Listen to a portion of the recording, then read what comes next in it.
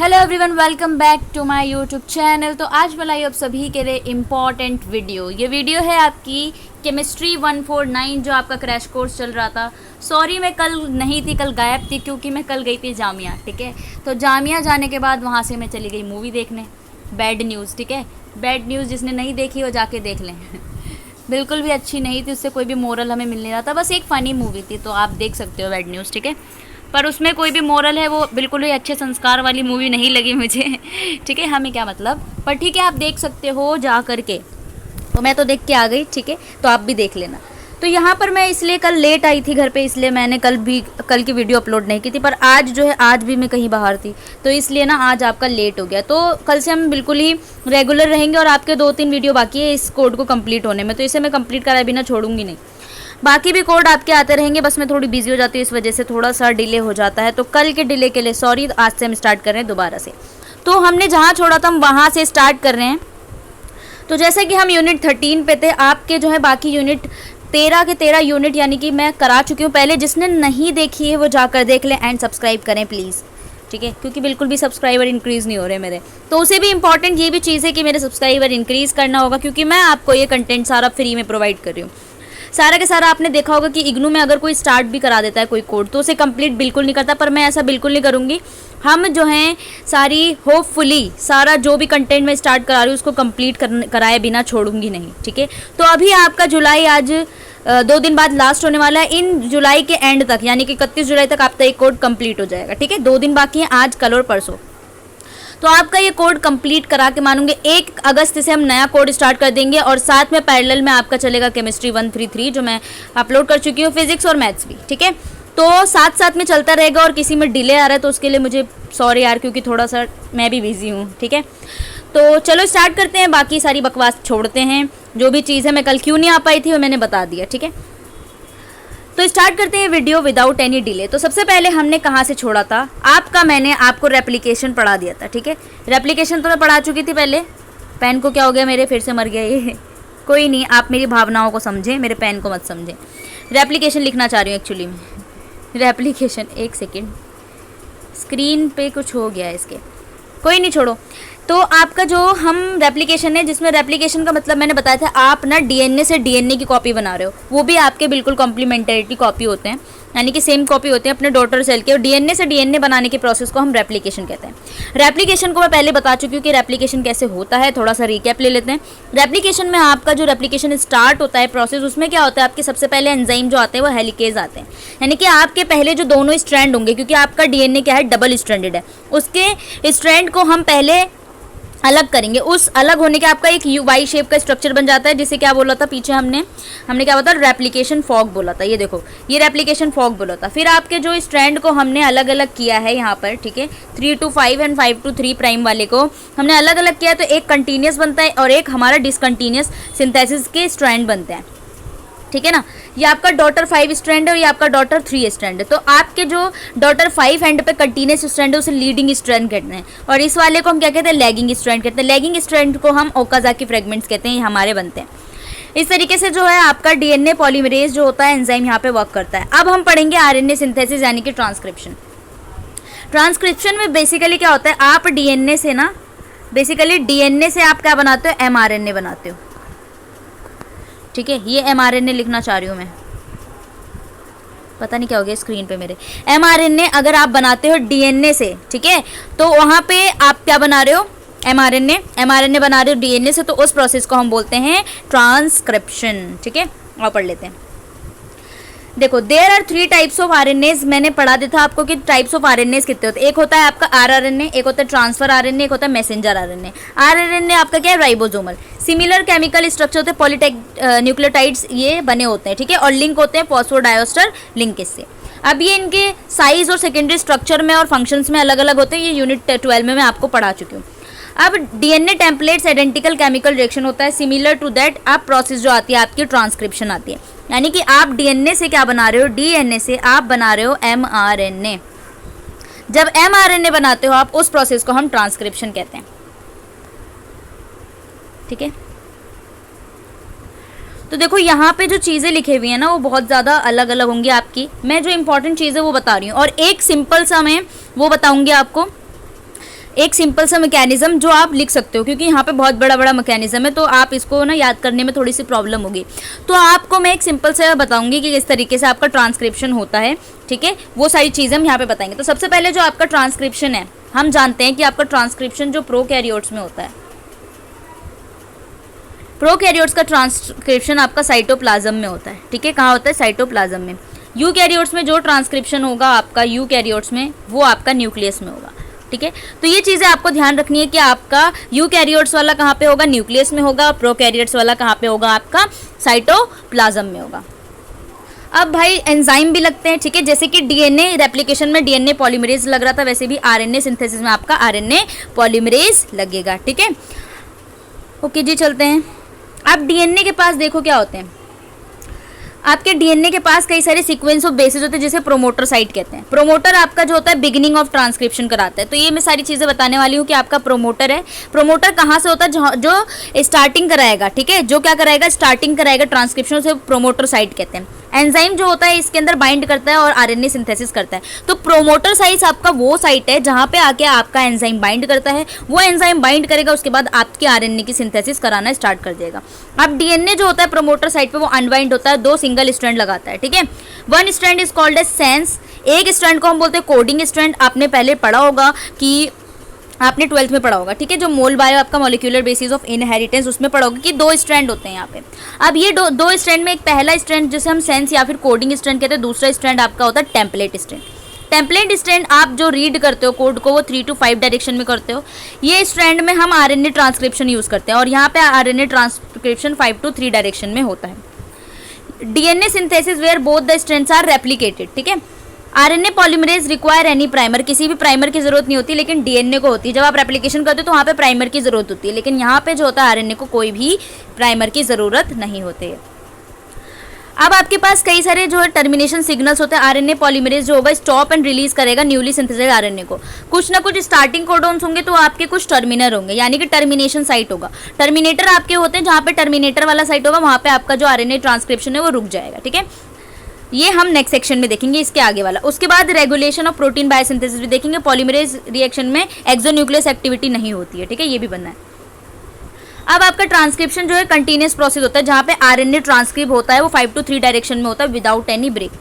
Product जो होते हैं बहुत ज़्यादा लॉन्ग स्ट्रैंड होते हैं, इसलिए थाउजेंड्स ऑफ न्यूक्लियोटाइड्स यहाँ पे जुड़ते हैं। डीएनए टेम्पलेट आपका कंजर्व होता है रिजल्टेंट डीएनए का। DNA strand template are necessary, यहाँ पे देखो दिया हुआ है आपका। ये सारी चीज़ें मैं बहुत ही ज़्यादा सिंपल में बताने वाली हूँ, ठीक है।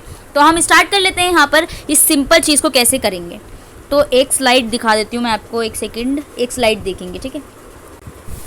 तो ये है आपका ट्रांसक्रिप्शन के लिए स्लाइड। अब यहाँ पे आप देख सकते हो, देखो ट्रांसक्रिप्शन जो है आपका प्रोसेस, ठीक है। अब ट्रांसक्रिप्शन आपका देखो डीएनए से हम क्या बना रहे हैं? आरएनए। मैंने पहले बताया था कि आप क्या बना रहे हो? डीएनए से आरएनए बना रहे हो। प्रोकैरियोट्स में कहाँ पर होता है? साइटोप्लाज्म में होता है। यूकैरियोट्स में कहाँ होता है? आपका न्यूक्लियस में होता है।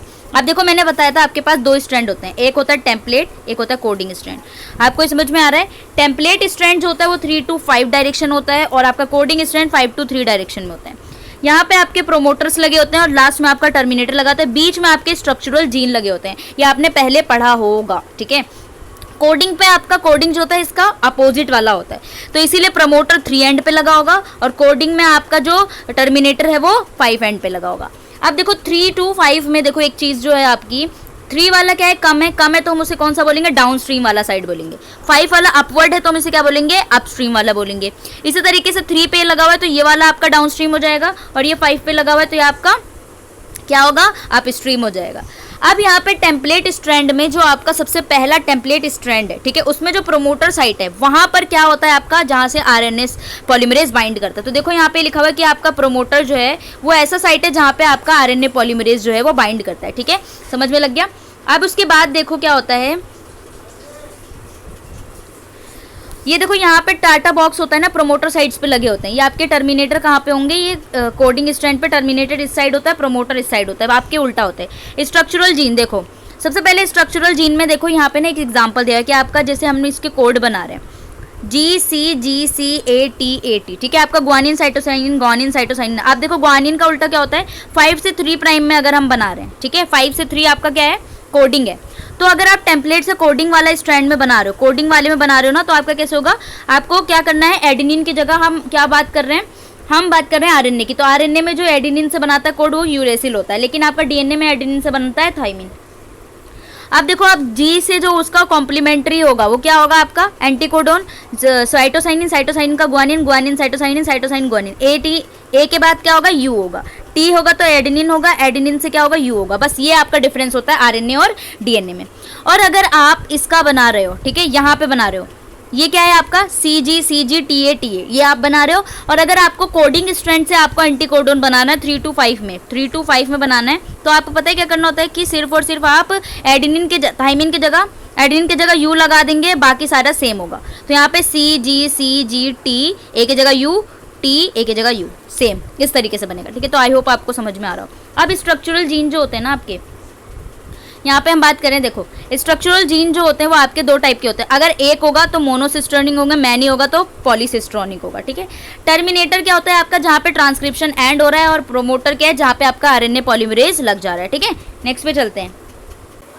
अब देखो यहाँ पे अगर आपका कोडिंग स्ट्रैंड है, ठीक है, अब इसको ध्यान से देखना आप, कोडिंग स्ट्रैंड आपका 5 to 3 डायरेक्शन में, इसका अगर मुझे 5 से 3 डायरेक्शन में एमआरएनए लिखना है तो क्या होगा, मैंने आपको बताया कि आपका थाइमिन की जगह सिर्फ और सिर्फ यूरेसिल होगा, बाकी सेम होगा। कोडिंग स्ट्रैंड में हमें बनाना है 5 से 3 वाला, ठीक है, और सेम बनाते हैं कोडिंग में आपका सेम होता है एमआरएनए बना रहे हैं। टेम्पलेट स्ट्रैंड से अगर आपका बना रहे हैं तो क्या होगा, एडेनिन की जगह यूरेसिल होगा, थाइमिन का ए अपोजिट, जी का सी अपोजिट, सी का जी अपोजिट, ए का यू, टी का ए, जी का सी का जी, इस तरीके से बनेगा। आई होप आपको समझ में आ गया होगा, ठीक है। क्लास 12th में भी आपका काफ़ी कंट्रोवर्सी वाला होता था, ठीक है। नेक्स्ट पे चलते हैं।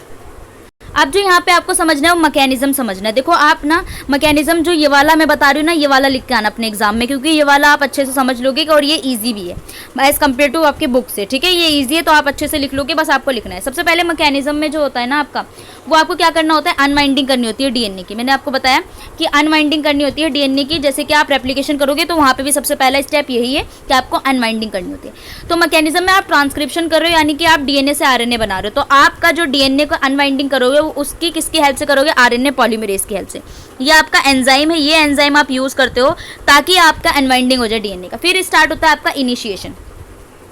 इनिशिएशन जो होता है आपका कॉम्प्लेक्स बनाता है एक, जब आपका इनिशिएशन होता है तो आपका सिग्मा फैक्टर लगता है। सिग्मा फैक्टर आपका क्या है, इनिशिएशन स्टार्ट करने के लिए एक फैक्टर लगाया जाता है जिसे हम सिग्मा फैक्टर्स कहते हैं। यानी कि आप ट्रांसक्रिप्शन के प्रोसेस को स्टार्ट कर रहे हो तो उसमें जो फैक्टर यूज होगा वो सिग्मा फैक्टर होगा। तो कॉम्प्लेक्स होगा आरएनए पॉलीमरेज है आपका। आरएनए पॉलीमरेज क्या है, जो प्रोमोटर साइड से बाइंड करेगा, ठीक है, बाइंड करेगा आरएनए पॉलीमरेज, उसके साथ हमें सिग्मा फैक्टर लगाना है क्योंकि ये आपका इनिशिएशन फैक्टर है। बाइंड करेगा आपको प्रोमोटर साइड से और स्टार्ट कर देगा ट्रांसक्रिप्शन की प्रोसेस को, ठीक है। उसके बाद क्या होगा, इलोंगेशन होगा, सेकंड प्रोसेस। सी प्रोसेस आपका क्या होगा, इलोंगेशन, यानी कि सबसे पहले क्या, इनिशिएशन। सबसे पहले अनवाइंडिंग हो रहा है, फिर इनिशिएशन हो रहा है। इनिशिएशन हो रहा है तो उस इनिशिएशन में आप क्या यूज कर रहे हो, सिग्मा फैक्टर यूज कर रहे हो। आरएनए पॉलीमरेज को बाइंड करोगे आप प्रोमोटर साइड से। प्रोमोटर साइड से जैसे बाइंड करोगे तो आपका स्टार्ट होने लग जाएगा कि ट्रांसक्रिप्शन का प्रोसेस। उसके बाद इलोंगेशन होगा, इलोंगेशन को हम पॉलीमराइजेशन भी कहते हैं। अब आरएनए पॉलीमरेज लगेगा। आरएनए पॉलीमरेज आपका क्या है, एंजाइम। एंजाइम कौन सा, जो क्या करा रहा है, आरएनए की सिंथेसिस करा रहा है। ये आपका डीएनए डिपेंडेंट आरएनए पॉलीमरेज होता है, ठीक है। क्या होता है, डीएनए डिपेंडेंट आरएनए पॉलीमरेज होता है। अब यहाँ पे देखो ये क्या करता है, ये एनटीपीज को ऐड करता है, ठीक है। इलोंगेशन में क्या होगा, आप एनटीपी को कॉम्प्लीमेंट्री टेम्पलेट स्ट्रैंड पे ऐड करोगे, ठीक है। क्या करोगे, टेम्पलेट स्ट्रैंड पे ऐड करोगे टू फॉर्म आरएनए, ताकि आपका आरएनए 5 से 3 डायरेक्शन में बनने लग जाए। तो इलोंगेशन होने लग जाएगा, मतलब कि कई सारे जो है न्यूक्लियोटाइड्स जुड़ने लगेंगे तो आपकी चेन लंबी होगी, उसे हम इलोंगेशन कहते हैं, ठीक है। फिर लास्ट स्टेप में क्या होगा, जब आपका इलोंगेशन हो गया तो टर्मिनेशन होगा। अब टर्मिनेशन के लिए आपका आरएनए पॉलीमरेज है, उसके साथ एक फैक्टर लगता है, यानी कि जो टर्मिनेशन कराएगा, जो रोकेगा तो रो फैक्टर लगेगा। ये बाइंड करेगा टर्मिनेटर साइड से, टर्मिनेटर सीक्वेंस से बाइंड करेगा और फिर आपकी टर्मिनेशन कर देगा प्रोसेस की। तो इस तरीके से आपका मैकेनिज्म जो है वो डन हो जाता है, कौन सा, आपका ट्रांसक्रिप्शन का। आई होप आपको ये समझ में आ गया हो। इसके बाद हम ट्रांसलेशन करने वाले हैं और आपको यही लिखना है, ठीक है, बुक के अलावा।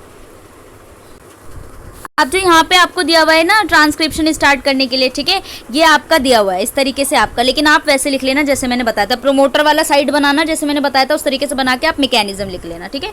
अब SCQ5 जो है वो आपका ये है कि टाइप्स ऑफ आरएनए बताना है फाउंडर सेल में। तो आपको मैंने बताया था rRNA होता है, mRNA होता है, ठीक है, mRNA होता है और tRNA होता है, ठीक है, tRNA। अब आपको कुछ इंपॉर्टेंट चीज़ें पढ़ना है कि सिमिलैरिटी आपका इंपॉर्टेंट है कि आपको सिमिलैरिटी बिटवीन, ये आपको बताना है कि similarity between replication and transcription में क्या सिमिलैरिटी है। अब देखो पहला स्टेप ये है कि दोनों में each process require the corresponding nucleoside triphosphate as precursor. दोनों प्रोसेस में, यानी कि दोनों प्रोसेस, हर एक प्रोसेस में क्या होता है, न्यूक्लियोसाइड ट्राइफॉस्फेट का यूज़ किया जाता है एज अ प्रीकर्सर की तरह। दूसरे में क्या है, in each case polynucleotide chain जो होती है वो 5 से 3 एंड पे ग्रो करती है। तो पॉलीन्यूक्लियोटाइड चेन जो आपका इलोंगेशन होता है, ठीक है, तो दोनों में होता है, दोनों प्रोसेस में होता है। उसमें आपका 5 से 3 एंड में क्या होता है, पॉलीन्यूक्लियोटाइड चेन ग्रो होती है। रिएक्शन जो होता है न्यूक्लियोफिलिक अटैक से स्टार्ट होता है, वो आपका 3OH ग्रुप पे होता है और चेन 5 फॉस्फेट ग्रुप पर डायरेक्टली अटैच करता है राइबोसोम की मोइटीन से, और इस तरीके से इनकमिंग प्रिकर्सर होता है, ठीक है।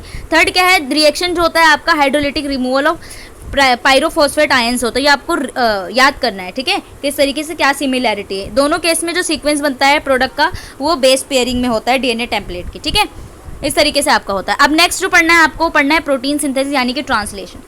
अब हमने पढ़ लिया था, देखो एक चीज़ जो इंपॉर्टेंट थी वो मैंने ये बताया था कि आप डीएनए से डीएनए बना रहे हो, ठीक है, डीएनए से डीएनए बना रहे हो, उस प्रोसेस को हम रेप्लिकेशन कहते हैं। रेप्लिकेशन आपने पढ़ लिया, फिर उसके बाद अब डीएनए से एमआरएनए बना रहे हो, तो इस प्रोसेस को हम क्या कह रहे हैं, ट्रांसक्रिप्शन कह रहे हैं। एमआरएनए से अगर आप प्रोटीन बना रहे हो तो इस प्रोसेस को हम क्या कह रहे हैं, ट्रांसलेशन कह रहे हैं। समझ में लग गया, ट्रांसलेशन। यानी कि ये जो प्रोसेस है पूरा वो सेंट्रल डोगमा कहलाता है, आपने पढ़ा होगा 12th में, तो मैं इसलिए बता रही हूँ अगर आपका आ जाता है बाई चांस, तो ये सेंट्रल डोगमा हम इसे कहते हैं, ठीक है, ये सेंट्रल डोगमा है। सेंट्रल डोगमा में आपने डीएनए से एमआरएनए पढ़ने, डीएनए से डीएनए पढ़ लिया, रेप्लिकेशन डीएनए टू एमआरएनए पढ़ लिया, जो ट्रांसक्रिप्शन है। अब आपको जो पढ़ना है वो है आपका एमआरएनए से प्रोटीन बनाना। This process is known as translation. चलो जी पढ़ लेते हैं। तो ट्रांसलेशन एक ऐसा प्रोसेस है, genetic message in DNA has been passed to mRNA, code करते हैं फिर प्रोटीन बनाते हैं। आपका डीएनए से पास हो रहा है एमआरएनए, एमआरएनए कोडिट करता है, उसके बाद हम प्रोटीन बना लेते हैं। 100 ऑफ प्रोटीन ह्यूमन बॉडी में सिंथेसाइज होते हैं सिंगल एमआरएनए से, जैसे कि सेल को रिक्वायरमेंट होती है। प्रोटीन सिंथेसिस आपका पता है कि कहाँ पे होता है, राइबोसोम्स में होता है। तो हम राइबोसोम्स के बारे में भी पहले बात करेंगे कि आपका राइबोसोम्स है क्या, उसके पास कौन सी यूनिट्स होते हैं। राइबोसोम्स के बाद एमआरएनए जो होते हैं 52 डिफरेंट प्रोटीन्स मॉलिक्यूल्स होते हैं, जो एंजाइम जो होता है ज़रूरत होती है, उस तरीके से आपका पेप्टाइड बॉन्ड बन जाता है। पेप्टाइड बॉन्ड मैंने पहले बताया था आपको कि पेप्टाइड बॉन्ड आपका बिटवीन 2 अमीनो एसिड्स के बीच में बनता है। अब आपका राइबोसोम जो होता है वो site for binding the mRNA होता है and aligning the amino acid preparation their assembly into finishing polypeptide, ठीक है। अमीनो एसिड जो होते हैं आपका इंटरेक्ट करता है, can not basis the mRNA, carrier molecule की जरूरत पड़ती है इसमें। अब हमें देखना है इसके अंदर, अब देखो यहाँ पे जो प्रोटीन सिंथेसिस होती है वो एक्चुअली 3 प्रोसेस में होती है, जैसे कि मैंने आपको बताया था। क्या बताया था, ट्रांसक्रिप्शन भी थे, इनिशिएशन होता है, इलोंगेशन एंड टर्मिनेशन होता है। इस स्टडी को जानने से पहले हम प्रोटीन बायोसिंथेसिस देख लेते हैं कि आपका प्रोटीन कहाँ पे बनता है।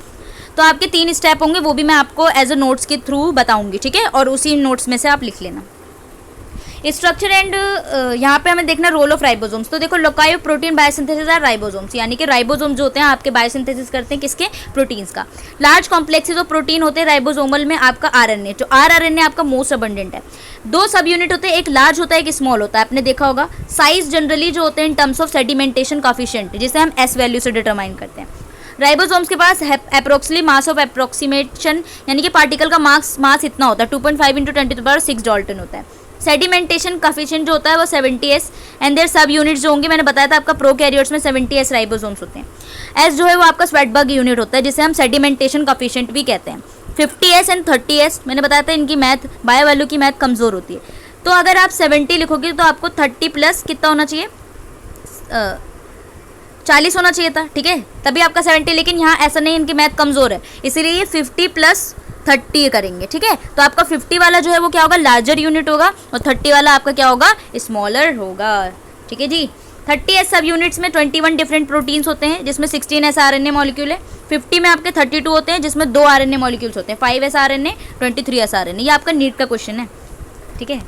अब देखो आपके जो यूकैरियोट्स और प्रोकैरियोट्स में पहले बता चुके हो, फिर भी हम देख लेते हैं ये क्या कह रहा है। यूकैरियोट्स राइबोसोम्स आपके लार्जर होते हैं, यानी कि 80s होते हैं। 80s को आप कैसे लिखते हो, 40 + 60, इनकी मैथ कमज़ोर है तो इसीलिए 60 + 40, 60 आपका लार्जर है एंड 40 आपका स्मॉलर है। स्मॉल सब यूनिट्स के पास एक 18s आरएनए होते हैं एंड 33 डिफरेंट प्रोटीन्स होता है। लार्जर सब यूनिट्स के पास जो मॉलिक्यूल होते हैं वो आपके ही होते हैं, 28s, 5.8s एंड 5s। अगर आपको याद रहता है तो लिख देना, नहीं याद है तो कोई दिक्कत नहीं।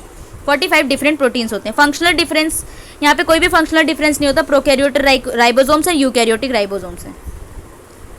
अब यहाँ पे देखना है specific ribosome protein directly involve होते हैं binding of mRNA and tRNA में। rRNA जो होता है does not participate directly in this binding में नहीं होता, लेकिन आपका जो बाइंडिंग में काम करते हैं mRNA एंड tRNA करते हैं। ये इस तरीके से आपकी बाइंडिंग दी हुई है और ये आपका दिखा रखा है कि आपका 70S वाला 50 में होता है, 30 में होता है, 50 में कौन सा होता है ये और ये वाला 30 में आपका 16 sRNA होते हैं जिसमें 21 प्रोटीन्स होते हैं। ऐसे 80 में आपका इस तरीके से सब यूनिट है, यहाँ पे 5.5 sRNA होगा और 40 वाले में इतना होगा, ठीक है।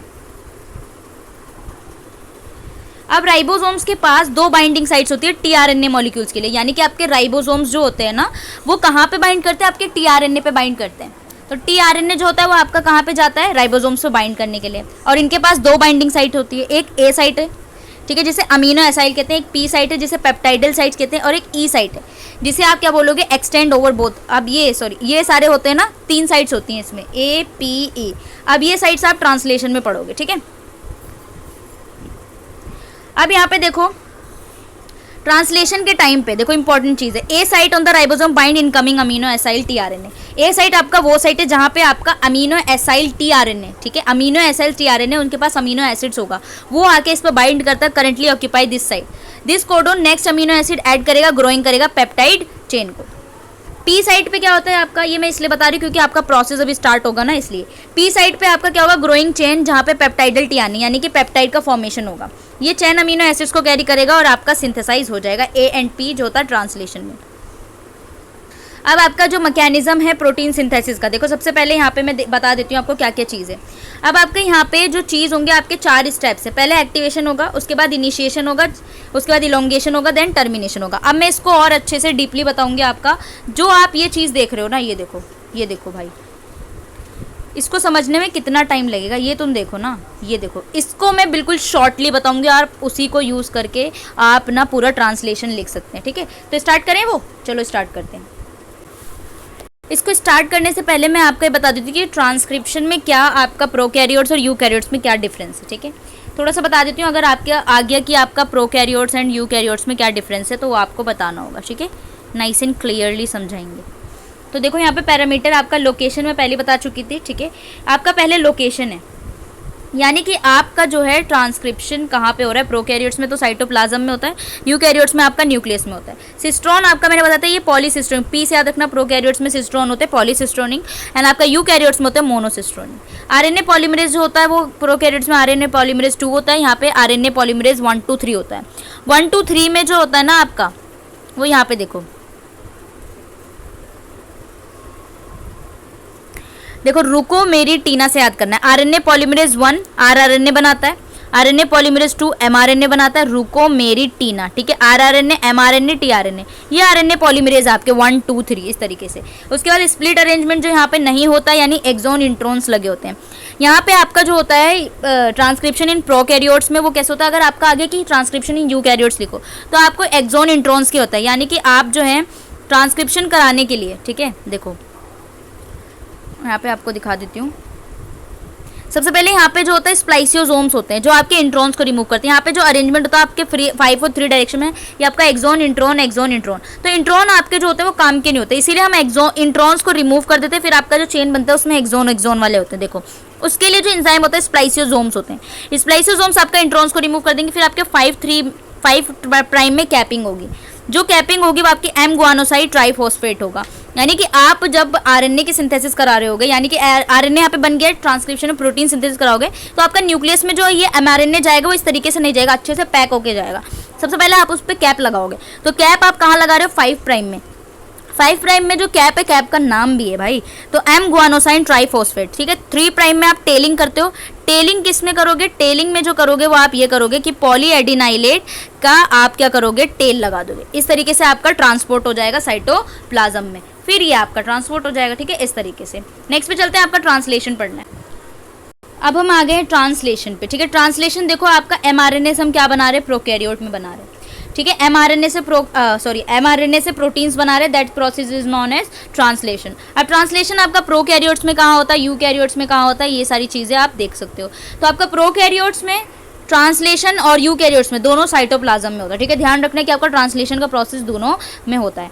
सबसे पहला स्टेप जो होता है हम मैकेनिज्म में देखेंगे, सबसे पहला आपका होता है activation of amino acids. Amino acids की सबसे पहले एक्टिवेशन कराते हैं, ठीक है। तो आपको ध्यान से समझना है translation. Activation of amino acids में आप क्या करोगे, ये आपका ए जो है वो क्या है, आपका अमीनो एसिड्स है। अमीनो एसिड्स में आप क्या करा रहे हो, एक्टिवेट करा रहे हो। उसमें आप एटीपी जोड़ रहे हो, एंजाइम आपका लगेगा इसके बीच में, एंजाइम जो लगेगा आपका, उसके बाद आपका एक कॉम्प्लेक्स बनेगा A amino acid AMP complex plus में एंजाइम, आपका एंजाइम ये कॉम्प्लेक्स यानी कि एंजाइम भी जुड़ गया। उसके बाद 2 इनऑर्गेनिक फॉस्फेट आपके रिलीज हो जाएंगे, ठीक है, डन हो गया। उसके बाद आप क्या करोगे, चार्जिंग करोगे। उसके बाद आप क्या कर रहे हो, स्टेप 2 में चार्जिंग कर रहे हो टीआरएनए, यानी कि टीआरएनए को एनर्जी दे रहे हो। अब वो एनर्जी जब आप दोगे तो क्या होगा, वो आपका एनर्जी आप दोगे तभी तो वो काम करेगा। तो आपका जो कॉम्प्लेक्स हमने बनाया था अमीनो एसिड्स एएमपी और एंजाइम वाला कॉम्प्लेक्स, उसमें आप टीआरएनए जोड़ोगे। टीआरएनए देखो, ये आपका टीआरएनए कुछ ऐसा जुड़ता है, आपके 3 प्राइम पे आके अमीनो एसिड जुड़ जाएगा। अमीनो एसिड ऐसे जुड़ जाएगा तो आपका टीआरएनए और एएमपी आपका रिलीज, ई आपका रिलीज। अब जैसे ही आपका ये एएमपी रिलीज और ये रिलीज, एक सेकेंड, ठीक है। अब आपका एएमपी अलग हो गया, ई अलग हो गया, तो आपको जो मिला है वो चार्ज टीआरएनए मिला है। अब ये चार्ज टीआरएनए जो होगा वो आपके प्रोसेस में हेल्प करेगा, और आपका एएमपी होगा वो नेक्स्ट प्रोसेस के लिए स्टार्ट हो जाएगा, एंजाइम भी नेक्स्ट प्रोसेस के लिए स्टार्ट हो जाएगा। डन है, इतना आपको समझ में आ गया कि पहला स्टेप जो है वो आपका एक्टिवेशन करना है। एक्टिवेशन में जब अमीनो एसिड्स लगाओगे तो इसका मतलब एटीपी जोड़ रहे हो। जब आप एटीपी और एंजाइम जोड़ते हो तो आपके पास एक कॉम्प्लेक्स बनता है amino acid AMP enzyme complex बनेगा, 2 इनऑर्गेनिक फॉस्फेट वहां से रिलीज होंगे। स्टेप 2 में आप चार्जिंग कर रहे हो, जब आपका टीआरएनए चार्ज हो जाएगा, यानी कि आपका टीआरएनए जो है उस पर अमीनो एसिड जुड़ गया है। अमीनो एसिड मैंने बताया था कि आपके टीआरएनए के पास कई सारे साइट्स होते हैं, 2 साइट्स होते हैं जहां से आपका अमीनो एसिड जुड़ जाता है। फिर आपका जो है एक्टिवेशन करा देता है और चार्जिंग टीआरएनए आपका नेक्स्ट प्रोसेस में पार्टिसिपेट करेंगे। इस तरीके से आपका ट्रांसलेशन का प्रोसेस होगा, ठीक है। तो चलते हैं नेक्स्ट पे, आप कैसे होगा देखो। अब नेक्स्ट है, देखो स्टेप 3 में होगा आपका, ये आपका देखो 3 to 5 प्राइम का, एक सेकेंड, आई होप आपको समझ में आ रहा होगा यार ये, क्योंकि मैं बहुत अच्छे से बता रही हूँ इसको। स्टेप 3 में देखो क्या हो रहा है, स्टेप 3 में smaller subunit of ribosome bind to mRNA. अब एमआरएनए से बाइंड करेगी, ये आपका एमआरएनए, ठीक है, ये जो है वो आपका एमआरएनए कौन सा है, 5 to 3 वाला, ठीक है। अब यहाँ पे आपका एक कोडोन लगा हुआ है जो आपका बाइंड करेगा ट्रांसक्रिप्शन यूनिट। ये जो बचे कुचे हैं ना, आपका जो आपका ट्रांसलेशन में पार्टिसिपेट नहीं करे उसे हम यूटीआर कहेंगे, यानी कि अनट्रांसलेटेड रीजन। जो आपका ट्रांसलेशन में पार्टिसिपेट नहीं करेंगे उन रीजन्स को हम अनट्रांसलेटेड रीजन कहेंगे। बाकी जो आपका पार्टिसिपेट कर रहे हैं उसे हम क्या कहेंगे, ट्रांसलेटेड रीजन। अब ये आपका स्मॉल वाला यूनिट है, ये जो नीचे व्हाइट कलर का ये स्मॉलर है। इनिशिएशन स्टार्ट कर रहे हैं, मैंने बताया था आपका इनिशिएशन प्रोसेस में। इस प्रोसेस में आप क्या करो, इनिशिएशन करो। इनिशिएशन कब स्टार्ट होगा, जब आपका टीआरएनए चार्ज वाला आके जुड़ जाए। तो ये आपका एस वाला यूनिट है, नहीं स्मॉलर यूनिट है, मैंने स्मॉलर बोल दिया इसको। इससे आपका एयूजी है आपका, समझ लो वो मिथियोनिन है। मिथियोनिन आपका क्या होता है, स्टार्टिंग कोडोन है, मैंने बताया था जेनेटिक कोड में। मिथियोनिन आपका क्या है, स्टार्टिंग कोडोन। ये स्टार्टिंग कोडोन क्या होता है, इनिशिएशन कराता है, ठीक है। अब इस कोडोन से आके आपका चार्ज वाला टीआरएनए, ठीक है, जो आप चार्ज करके लाए पीछे से, वो इससे जुड़ जाता है। तो ये मिथियोनिन लगा हुआ है आपका एयूजी, चार्ज वाला लग गया यानी कि स्टार्ट होगा। उसके बाद आपका जुड़ता है लार्जर वाला, ये दिख रहा है रेड कलर का, लार्जर वाला सब यूनिट। इसमें ई लगा है, पी लगा है, ए लगा, मैंने बताया E for exit, P for peptide banana, A for जहां से आपका प्रोसेस स्टार्ट होगा। इससे अगर ज्वाइन होगा इसका मतलब आपका न्यूक्लियोटाइड या फिर अमीनो एसिड यहाँ से जुड़ेगा ए वाली साइड से, ठीक है। ए वाली साइड से जब जुड़ेगा तो आपका प्रोसेस जो है वो स्टार्ट हो जाएगा। तो इनिशिएशन में आपका किस तरीके से जुड़ रहा है आपको समझ में आ गया होगा। नेक्स्ट पे चले। अब देखो यहाँ पे जो एक इंपॉर्टेंट चीज़ ये लिखी हुई है कि आपका यूटीआर जो है वो आपका अनट्रांसलेटेड रीजन है, जो कि ट्रांसलेट नहीं होता। ए रीजन आपका पता है इनकमिंग टीआरएनए, जहाँ से आपका इनकमिंग टीआरएनए आके जुड़ रहा है। पी आपका पेप्टाइडल ट्रांसलेट, जहाँ पे आपका पेप्टाइड बॉन्ड बनेगा। ई है आपका एग्जिट ऑफ टीआरएनए, जहाँ पे आपका एग्जिट हो जाएगा, ठीक है। उसके बाद आपको पढ़ना है नेक्स्ट स्टेप। अब आपका स्मॉलर सब यूनिट लार्जर वाले दोनों मैंने बता दिए।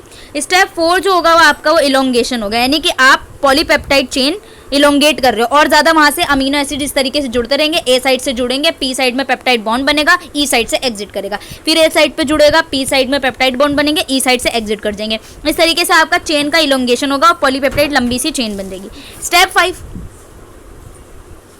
स्टेप 5 में आपका जो है वो क्या होता है, टर्मिनेशन या फिर स्टॉप कोडोन आके लग जाता है, जिससे आपका जो होगा प्रोसेस वो स्टॉप हो जाएगा, यानी कि आपका स्टॉप वाला टर्मिनेट हो जाएगा, ठीक है। तो इस तरीके से आपका ट्रांसलेशन प्रोसेस खत्म हो जाएगा, ठीक है। तो ये था आपका translation, I hope you understand, ठीक है।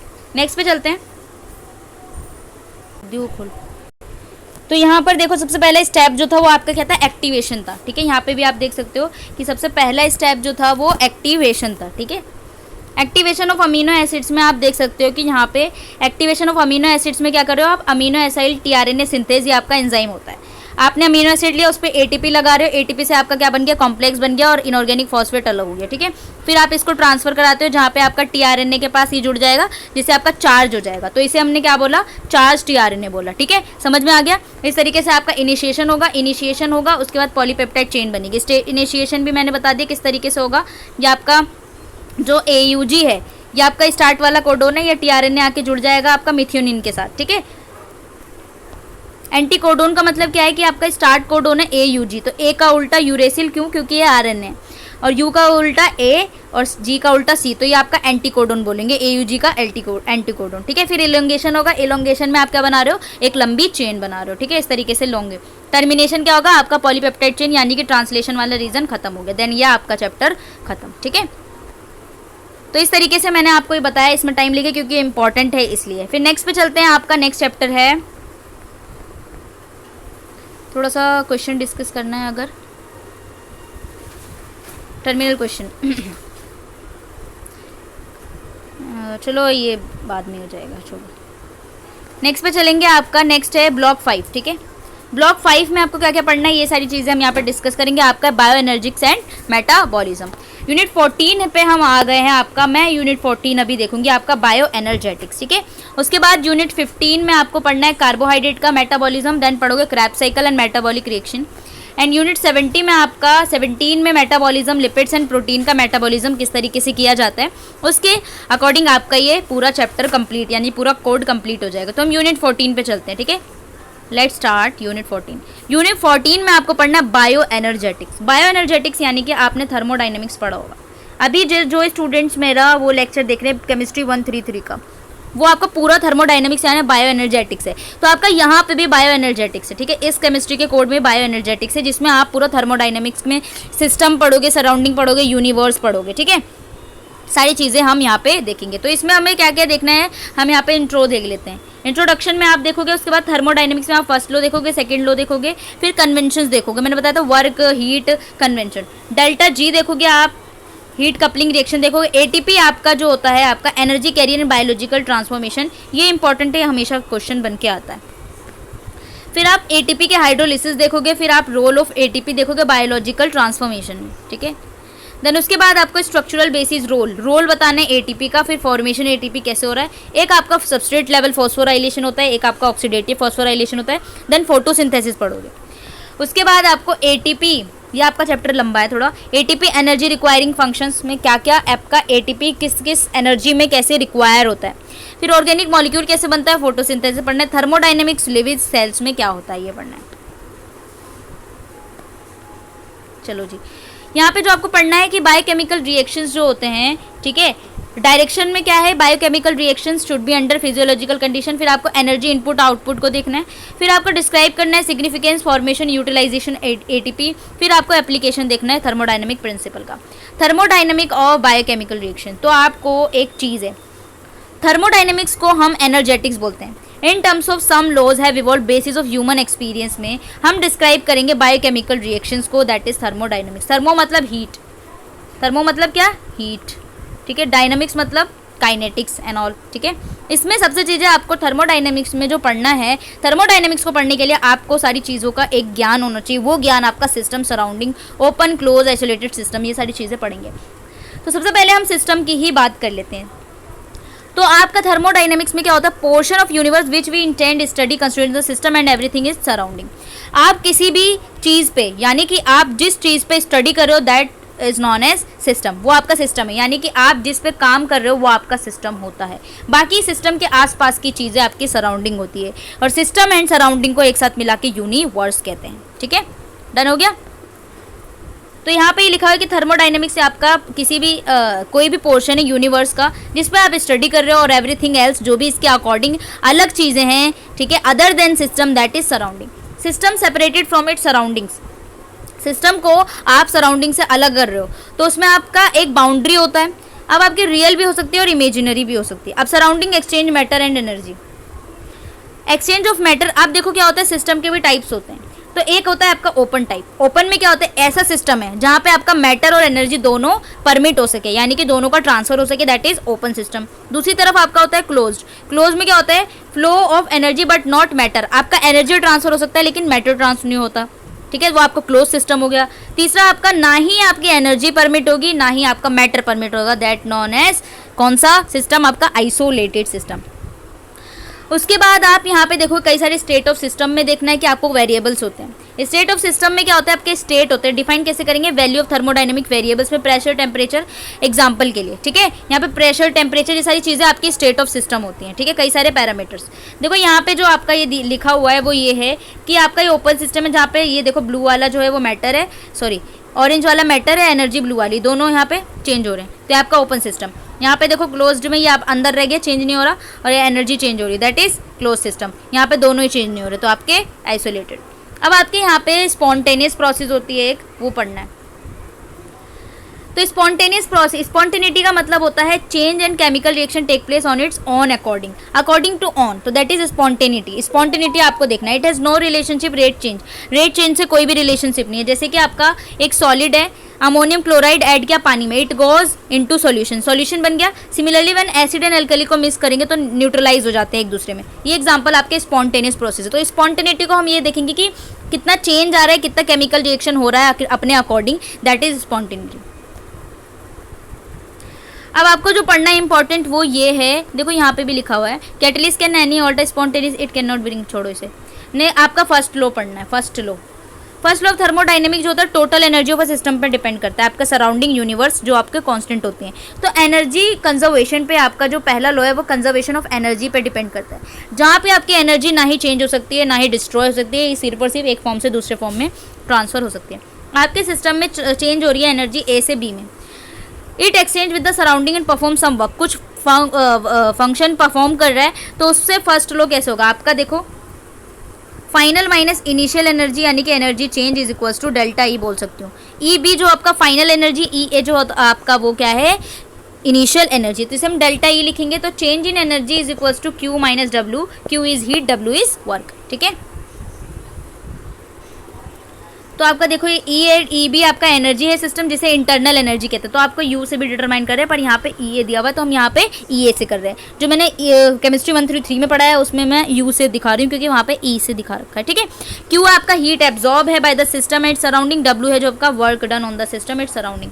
आपको वर्क जो होता है, जो आपका वर्क है वो आपका फॉर्म ऑफ एनर्जी होता है, ठीक है, ठीक है, इस तरीके से हो गया। अब देखो यहाँ पे जो एक चीज़ है आपका वो ये है कि ज़्यादातर मोस्ट ऑफ केमिकल रिएक्शन जो है वो आपका नॉर्मली कांस्टेंट प्रेशर पे होता है। If you assume work involve in this of expansion type, या आपका एक्सपेंशन टाइप में होगा अगर आपका प्रेशर के टाइम में हो रहा है, तो आपका डेल्टा ई जो होगा वो क्यू पी होगा। क्यू है आपका एट कांस्टेंट प्रेशर पे हीट, इसके बराबर है, और आपका वर्क जो होगा वो क्या होगा, देखो delta E change in energy आपका क्यू है एट कांस्टेंट प्रेशर। आपका फर्स्ट लॉ क्या कहता है, delta E is equals to Q plus W होता है ना जी, ठीक है। अब आपका जो ये क्या हो जाएगा, P delta we, P delta we आपका वर्क है, ठीक है, प्रेशर एट कांस्टेंट प्रेशर पे, और एक्सपेंशन में ये नेगेटिव है।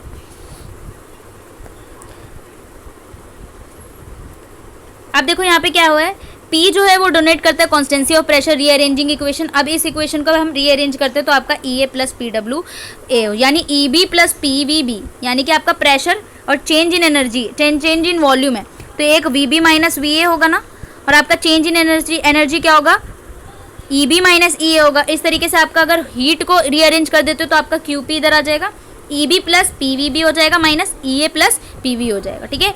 अब यहाँ पे फंक्शंस देखो चेंज किए, undergo this condition new functions आ जाता है यहाँ पे। इंथैल्पी एच जो होता है आपका more patient describing chemical biochemical reaction, H is equals to E plus P V. E plus P V जो है वो आपका इंथैल्पी होता है, और आपको पता है ये भी चेंज था ये भी चेंज था, तो इसीलिए चेंज इन इंथैल्पी आपका ई प्लस पी डेल्टा वी हो जाएगा, ठीक है, समझने लग गया।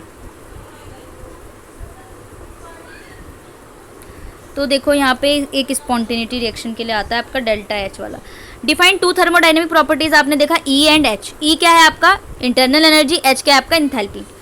आप provide criteria for spontaneity. There are example spontaneous reaction के लिए जो एग्जाम्पल है आपका डेल्टा ई जो होता है वो नेगेटिव होता है, while for other it is positive होता है। Delta E can not be criteria for spontaneity, तो आपका डेल्टा ई जो होता है वो स्पॉन्टेनिटी की क्राइटेरिया में बिल्कुल भी नहीं होता है। It was believe that delta H could use of criteria for spontaneity, तो स्पॉन्टेनिटी में हम डेल्टा एच यानी कि इंथैल्पी का यूज़ करते हैं। Most of the spontaneous reaction आपका कांस्टेंट प्रेशर पे होता है। इवोल्यूशन ऑफ हीट जो होता है आपका एक्सोथर्मिक है, ये भी पढ़ेंगे आपका क्राइटेरिया ऑफ। उसके बाद आपको सेकेंड लॉ पढ़ना है। सेकेंड लॉ क्या है, देखो ये है आपका सेकेंड लॉ। पढ़ते हैं इसको। The law can be state in number of equivalent ways according to the statement most relevant biochemical reaction change will take place spontaneity it leads to an increase in randomness. अगर आप randomness increase करें तो आपके universe में तो क्या हो रहा है, स्पॉन्टेनिटी है। और the system and surrounding extent of randomness represent thermodynamic function called entropy. Entropy आते हैं जिसे एस से डिटरमाइन करते हैं। एंट्रोपी यूनिवर्स जो होते हैं इंक्रीज करता है स्पॉन्टेनियस रिएक्शन में, तो हम इसे एस को पॉजिटिव लिख देते हैं, ठीक है। Should be greater than zero of spontaneity change. अब यहाँ पे जो आपका इंपॉर्टेंट चीज़ ध्यान रखना वो ये है आपका, for predicting direction of a reaction was discovered a convenient function providing the direction of reaction was discovered by Gibbs. तो हम इसे गिब्स फ्री एनर्जी कहते हैं। इसको हम इस तरीके से डिफाइन करते हैं, G is equal to H minus T S. H क्या है आपका इंथैल्पी है, टी आपका टेम्परेचर है, एस क्या आपका इंट्रोपी है, जी क्या है आपका गिब्स फ्री एनर्जी है। तो ये चेंज में होता है, ठीक है। तो इसीलिए जो आपका रिएक्शन होगा वो ये होगा, delta G is equal to delta H minus T delta S, जहाँ पे आपका change in Gibbs free energy is equal to change in enthalpy minus T temperature and change in entropy. ये आपका जो होता है सेकेंड लॉ ऑफ थर्मोडाइनमिक कहता है। तो आपको सेकेंड लॉ में याद रखना है, फर्स्ट लॉ में मैंने आपको बताया था कि कैसे याद रखना है, ठीक है। अब देखो यहाँ पे delta G is the change in free energy of a system undergoing chemical reaction, any other constant temperature T है एंड प्रेशर है। डेल्टा एच जो होता है चेंज इंथैल्पी एंड इंट्रोपी है, ठीक है। Delta H and delta S surroundings में total enthalpy change in the process chemical reaction a certain part equals to T delta S. Increase करते हैं रैंडमनेस आपका इंक्रीज होता है, ओनली रिमेन्स अमाउंट में। Delta H minus T delta S available performing useful work के लिए होता है, ठीक है। अकॉर्डिंग टू गिब्स, आप गिब्स के अकॉर्डिंग क्या चीज़ है, स्पॉन्टेनिटी ऑफ रिएक्शन की बात करेंगे। Reaction will take place spontaneity if it's by decrease in the free energy of the system. आपका एनर्जी जो है वो फ्री एनर्जी जो है ना वो डिक्रीज करे तो आपका स्पॉन्टेनिटी होता है रिएक्शन में। डेल्टा जी सिस्टम में नेगेटिव हो तो वो आपका स्पॉन्टेनियस रिएक्शन के लिए होता है। ये आपको ध्यान रखना है कि आपका डेल्टा जी सिस्टम का नेगेटिव होता है स्पॉन्टेनियस रिएक्शन में, ठीक है। The value of delta G depends on the free energy of the system before the chemical reaction से पहले इस पर डिपेंड करता है। डेल्टा जी जो होता है वो क्या होता है आपका रिएक्शन में पहले, जब रिएक्शन से पहले जो होता है केमिकल रिएक्शन में पार्टिसिपेट करने से पहले ये आपका डिपेंड करता है फ्री एनर्जी पे। तो जी प्रोडक्ट्स माइनस जी रिएक्टेंट्स होता है। देयरफॉर डेल्टा जी जो होता है इंडिपेंडेंट होता है पाथवे ऑफ द रिएक्शन से। Property delta G is useful for calculation as we discovered later, ठीक है। अब free energy change in reversible reaction. अब देखो यहाँ पे आपका केमिकल रिएक्शन में कैसे डेल्टा जी का फॉर्मूला होगा वो आपको देखना है। जैसे कि आपको एक केमिकल रिएक्शन दिया हुआ है, ये आपका इंपॉर्टेंट है। रिवर्सिबल रिएक्शन में आप फ्री एनर्जी चेंज कैसे देखेंगे, delta G is free energy change. Reversible reaction में आप देखो एक रिवर्सिबल रिएक्शन यानी कि ए प्लस बी आपका रिवर्सिबल है सी प्लस डी में, यानी ये दोबारा भी बन सकता है, इसीलिए इस साइन को हम रिवर्सिबल साइन कहते हैं। अब फ्री एनर्जी चेंज जो होता है आपका ए से B, B into C and D में जाता है। अब आपका ये फॉर्मूला होता है delta G is equals to delta G not plus R T natural log, या आपका सी और डी क्या है प्रोडक्ट, यानी प्रोडक्ट अपॉन रिएक्टेंट। रिएक्टेंट में क्या है ए प्लस बी, ठीक है। समझ लो ये आपकी कंसंट्रेशन है, ए की कंसंट्रेशन बी की कंसंट्रेशन, और डेल्टा जी आपका फ्री एनर्जी है, डेल्टा जी नॉट आपका कांस्टेंट है, ठीक है। और आर क्या है आपका universe molar gas constant, T क्या है आपका टेम्परेचर है, और टेम्परेचर को हमेशा आपको केल्विन में रखना है। तो ये फॉर्मूला आपको याद रखना है किसी भी रिवर्सिबल रिएक्शन में। तो आपका डेल्टा जी का फॉर्मूला ये होता है, यानी कि डेल्टा जी नॉट आपका कांस्टेंट है, आर आपका मोलर गैस कांस्टेंट है, टी आपका टेम्परेचर आपको केल्विन में रखना है, ठीक है। Significance of delta G not becomes clear if you presume the reaction is carried out under standard condition, जहाँ पे कंसंट्रेशन जो होता है आपका रिएक्टेंट एंड प्रोडक्ट का मेंटेन करते हैं यूनिटी से, ठीक है। यूनिटी से मेंटेन कर रहे हो तो वहाँ पे 1 मोल पर डेसीमीटर क्यूब ऐसे होगा। तो आपका इसका मतलब यहाँ पे इस कंडीशन में डेल्टा जी आपका डेल्टा जी नॉट के बराबर हो जाएगा, because second term on the right hand side 0। Delta G not refers the standard free energy change. तो आपका जो फ्री एनर्जी चेंज है वो आपका डेल्टा जी है, डेल्टा जी नॉट जो है वो आपका क्या है स्टैंडर्ड फ्री एनर्जी चेंज, ठीक है। अब देखो यहाँ पे आपका जो स्टैंडर्ड फ्री एनर्जी चेंज है रिवर्सिबल रिएक्शन के लिए, वो मैंने आपको बता दिया। Is related to equilibrium constant, वो आपका इक्विलिब्रियम कांस्टेंट, आपने इक्विलिब्रियम कांस्टेंट पढ़ा था, प्रोडक्ट अपॉन रिएक्टेंट होता है। इसी तरीके से आपका डेल्टा जी नॉट क्या हो गया, के इक्विलिब्रियम की तरह हो गया ना, आपने के इक्विलिब्रियम पढ़ा होगा अपने इक्विलिब्रियम में। फ्री एनर्जी सिस्टम तो इसलिए इक्वल्स टू जीरो हो जाएगा, फ्री एनर्जी सिस्टम में आपका जीरो हो जाएगा, therefore delta G zero, delta G not is equals to क्या हो जाएगा, plus R T natural log, ये आपका जो है वो क्या है, प्रोडक्ट अपॉन रिएक्टेंट है। अब देखो आपने पढ़ा होगा इस तरीके से कि के इक्विलिब्रियम आपका प्रोडक्ट अपॉन रिएक्टेंट होता है, वो आपका इक्विलिब्रियम हो जाता है। तो डेल्टा जी नॉट को मैं ऐसे लिख सकती हूँ, डेल्टा जी नॉट को मैं ऐसे लिख सकती हूँ minus R T natural log के equilibrium, delta G naught natural log की वैल्यू कितनी होती है माइनस 2.303, आर टी हो गया नेचुरल लॉग के इक्विलिब्रियम। समझ में आ रहा है यार? देखो इसको आपको ध्यान से रखना है, कन्वेंशन भी आपको ध्यान रखना है कि आपका टेम्परेचर जो होता है हमेशा केल्विन में लेना है। के इक्विलिब्रियम जो होता है वो आपका temperature use complete their reaction, के इक्विलिब्रियम जो होता है वो आपका इतना होता है 0.1 से लेकर 298 केल्विन तक। इस तरीके से आपके यहाँ पे वैल्यू रख दी है कि 2.303 आपका ये आपका गैस कांस्टेंट का ये टेम्परेचर है, और ये आपका लॉग 0.1 क्या है, के इक्विलिब्रियम है। इस तरीके से आपका ये निकल गया। समझ में आ गया? ये आपको ध्यान देना है बिल्कुल। रिडॉक्स रिएक्शन में कैसे फ्री एनर्जी का यूज़ करते हैं, इन्वॉल्विंग साइमल्टेनियसली ऑक्सीडेशन रिडक्शन होता है। जब ऑक्सीडेशन हो रहा है, रिडक्शन हो रहा है, तो आपके रिडॉक्स रिएक्शन है वो, यानी कि यहाँ पे स्टैंडर्ड फ्री एनर्जी किस तरीके से काम करी वो आपको ऑक्सीडेंस रिएक्शन पेयर्स में देखना। डिफरेंस इन स्टैंडर्ड रिएक्शन, आपका डेल्टा ई नॉट रिलेटेड है स्टैंडर्ड फ्री एनर्जी चेंज से। डेल्टा जी नॉट जो वो क्या होगा माइनस एन एफ, एफ क्या आपका Faraday, delta E change in energy free energy, F जो होता है आपका फेराडे होता है, एन क्या number of electron, delta G note क्या डिफरेंस स्टैंडर्ड रिडक्शन पेयर है। ये एग्जांपल दिया हुआ है बस।